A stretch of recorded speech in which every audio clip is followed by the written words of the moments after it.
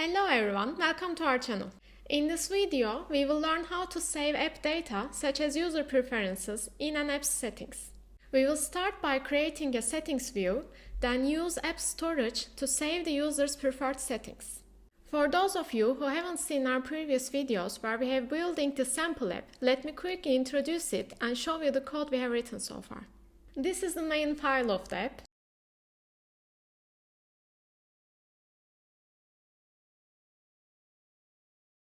Content view serves as the entry point where we currently place WordListView. This is a vocabulary notebook app that allows users to save newly learned words. Here we list the words stored in our database. Users can view word details, edit them if needed, and add new words using the plus button in the top right corner.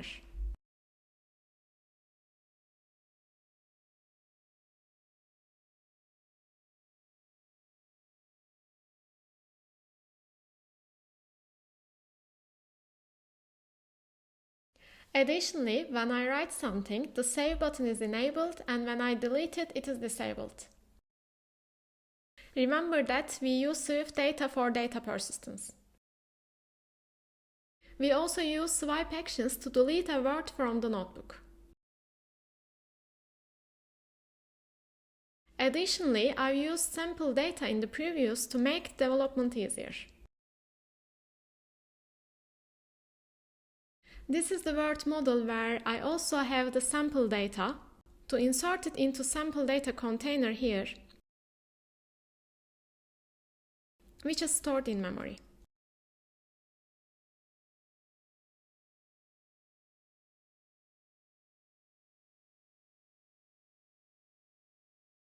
We have a form view, which is used in both new word view and edit word view.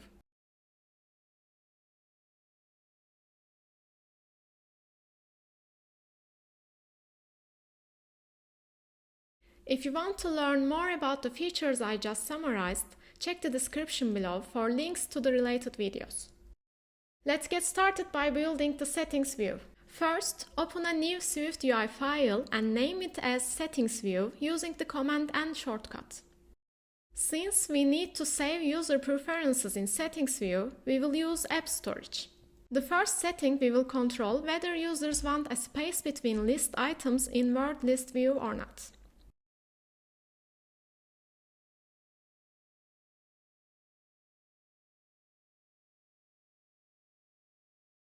I plan to open Settings View as a sheet on top of the WordList view, so we need an additional binding variable here.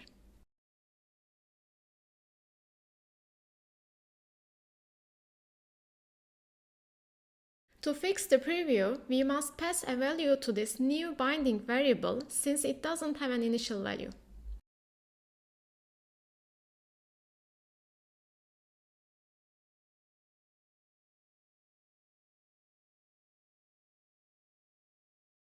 Let's start with a navigation stack.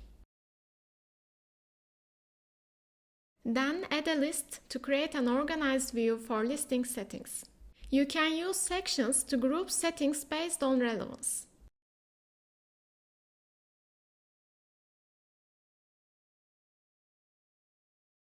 We will use a toggle to allow users to choose whether they want spacing between list items.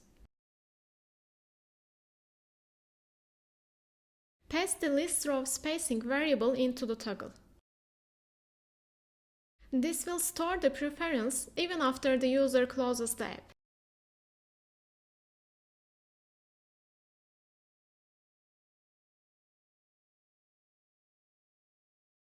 You can set settings as the navigation title.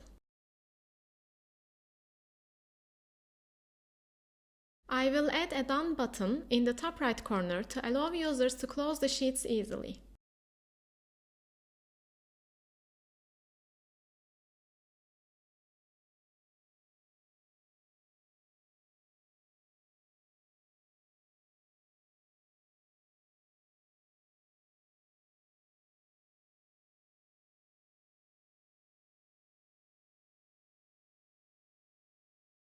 Instead of explicitly assigning true or false to the variable, you can simply use toggle, which automatically switches the value between true and false.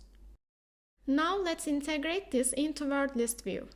Copy the variable stored in AppStorage and paste it into WordListView so we can use it here too.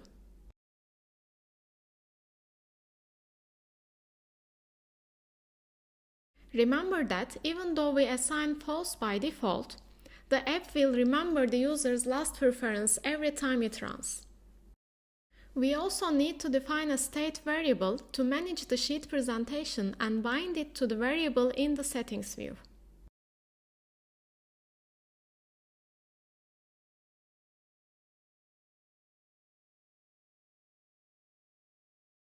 Next, let's add a gear icon to open settings view. Use toolbar item to place the gear icon in the top left corner.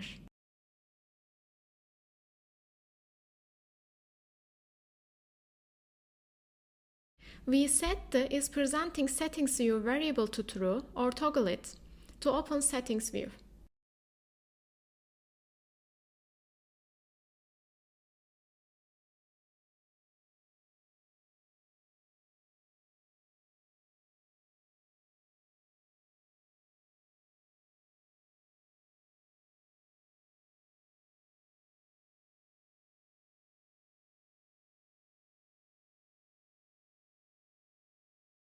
To open settings view, we need another sheet here.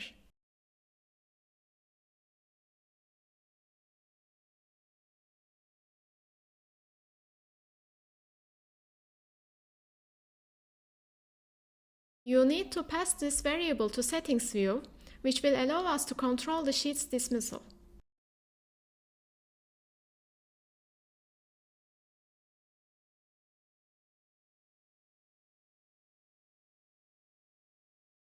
So far, we have created settings view and saved the preference using AppStorage.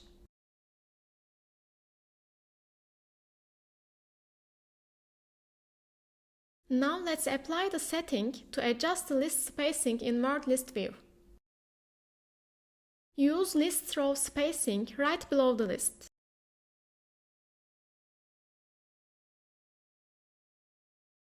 If list row spacing is true, we will set spacing to 4. Otherwise, it will be 0.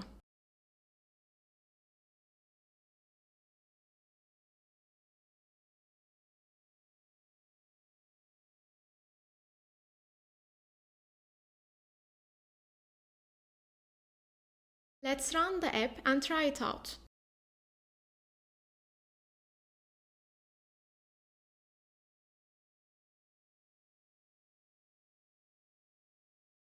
The app opens with spacing between rows because I've already tested it before recording. Let's see how it works. Click the gear icon to open settings view.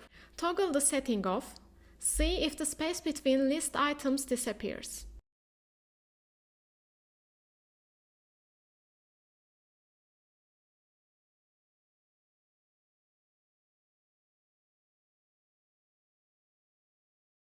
Open settings view again. Change the setting and close the app. Relaunch the app. You can see that it remembers the setting.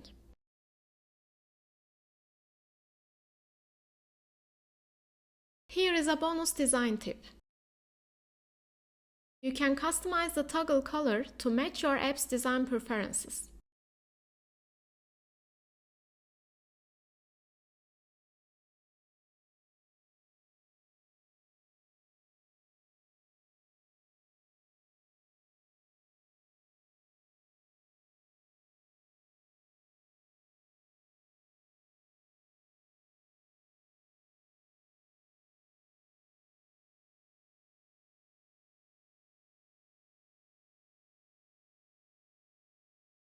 That's it for this video. If you found this helpful, don't forget to subscribe to our channel and like the video.